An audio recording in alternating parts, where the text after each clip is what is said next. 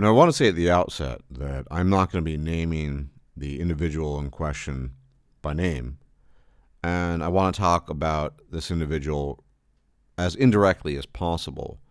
I'd prefer to talk about the guru in an abstract sense rather than in an individual sense, in part because I think gurus, in a negative way, of course, represent something fairly destructive and something that is actually, in contrast to what they claim to do, not particularly helpful. So, as many of you know, recently one of the more acclaimed masculinity gurus was discovered to have engaged in behavior which one might actually refer to as genuine cuck behavior. Not the internet meme of, oh, you're a political cuck or what have you, but actual cuck behavior involving objects being shoved into his various holes, etc., by his wife, as well as watching other men engage in certain activities with his wife, and so it goes and so it goes. But again, I'm not going to name him by name. You probably know who I'm talking about. But really, the issue here, and I've talked about gurus quite a lot, is fundamentally that this person, this man, was presenting himself to the world, to the external world, as the embodiment, as a personification of masculinity and what you're supposed to do in order to be masculine. And because of that, he has fallen quite far indeed. Now, I don't ultimately care what people do in their private lives. It doesn't interest me and it doesn't bother me.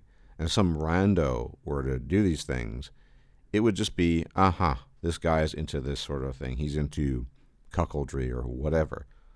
But when somebody of his standing is doing something like that, and when somebody of his standing is bilking people out of their money on the pretense and the illusion of something that is not in fact reality, it's a very, very different situation indeed. And this is fundamentally, as I've said many times, the problem with all these gurus, in particular red pill masculinity gurus. Most of what they're doing is wearing a mask, and they are projecting this mask onto the outside world. And we don't really know what's behind the mask, apart from a few instances, as is the case with the gentleman I am speaking of, where we are introduced into some unpleasant details about his life. Again, the issue is not what he's done. I don't care about that sort of stuff in a neutral context, but the fact that he's claiming the opposite. And this is something that everyone should know. Nobody likes a hypocrite.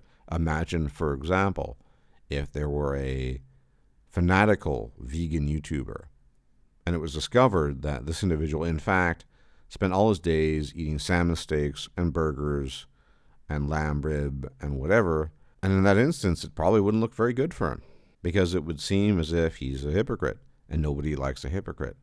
But the hypocrisy is, to my mind, quite cardinal here, but at the same time, the fact that he had his own website and people were joining, desperate men looking for guidance, as they often are in today's day and age, and they were being bilked out of their money, is pretty egregious. And one of the reasons why I don't want to name the individual in question is because I think he's a pretty egregious individual. But if you think about it, a lot of these gurus online are simply there to, quote-unquote, maintain frame for the sake of public consumption. And they have very different personalities and sometimes very different interests from what they represent and present to the world. And that is something that I think is reasonably normal. But here's the fundamental difference, I think, between gurus and other people. Gurus are presenting a front, a behavioral front to the world and saying, this is how I behave, I'm a real man, follow what I say, do as I say. But act completely differently, in some cases, from this external persona. The issue here is not that there's an external persona. A lot of YouTubers have that, a lot of people in the world have that. But rather, with this external persona, you have a series of dictates from on high that are meant to be followed, and woe betide the individual who doesn't follow them. And of course, this goes hand in hand with all the hypocrisy in the guru community of calling everyone a cuck and this and that. But when push comes to shove, certain individuals, like the individual in question, is not able to live up to it. And the despicable thing here, and the despicable thing in general, is the fact that we know these days a lot of young guys are suffering. And a lot of these gurus are simply there to take advantage of them. They don't care about the plight of young men, and they don't care about the details either. And so they'll bloviate on about a bunch of things, and they'll have some wise sayings and things you're supposed to do. But in reality, it often has very little to do with the world as it currently stands. And so, really, ultimately, to my mind, and is so embodied and encapsulated in the fall of this particular guru, is that guruism is more destructive than it is helpful. And I think there's a contrast between people who are just making content, saying, look, this is what I think. I get a lot of comments oftentimes that I'm a Debbie Downer and I'm negative. Okay, I'm not telling you have to watch my content. You don't need to consume anything. I have my views of the world. I still try to look for nooks and crannies where optimism might fit. But I'm not telling you you need to do X. I never do that. You know my saying if you've been with me for a long time. The worst vice is advice, right? And that contrasts from a guru. A guru is telling you, you need to do this, you need to do that. I'm telling you, do whatever you want. If you think there's value in my words, good. I'm pleased with that. If not, no skin off my back. It's okay. We both go our separate ways. No problem. But again, capturing the interest of people who are vulnerable, and I think a lot of young men these days are vulnerable, and not just young men. Men have been lost in certain situations. No, at the end of the day, it's the insincerity of it all. And this insincerity produces harm and hurts people. Imagine all the guys who were members of this particular individual's club, who upon hearing this stuff have no idea what they should do. I'm sure for some of them their world is shattered because their particular masculinity guru has turned out to be somewhat less masculine than he pretended to be.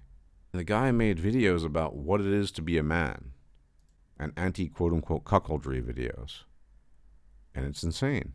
So, at the end of the day, the take-home from this, in my humble opinion, is that gurus are not to be trusted. They're selling you something. They're trying to maintain an artificial persona. They're projecting it outwards. And they're not there to help you. And this should be patently obvious to everyone, but apparently it's not. These are largely unpleasant individuals who are manipulative. They're lying to you about certain things and just want your money. And they're presenting themselves as miniature messiahs in the process. And though we'll probably never know, I guarantee you that there is some masculinity guru out there who engages in some pretty shady stuff that runs counter to his quote-unquote masculinity principles, but we'll just never know about it. And that's ultimately the lesson to be learned from this. This is an unpleasant individual. He engaged in unpleasant activities. And the real sin here is not that he actually did this stuff per se, but rather he took advantage of people's gullibility, their willingness to trust, and the fact that so many men these days are just lost. What is perhaps a healthier way of obtaining information that might be useful? Ask individuals. Don't fall for gurus or talking heads online. Do what you think is best for yourself, obviously. But if you have questions, try to find someone who really is in the know, who's not trying to offer this knowledge in the form of a dictate that you're supposed to follow with an enormous price tag on it. That would be my perspective on it. And increasingly less difficult to find, but I still think it's ultimately worth it. Anyway, a lot of people wanted me to talk about this. This is what I have to say. And as always, thank you for tuning in. Please hit the like button if you have not yet done so. Subscribe if you're not yet a subscriber.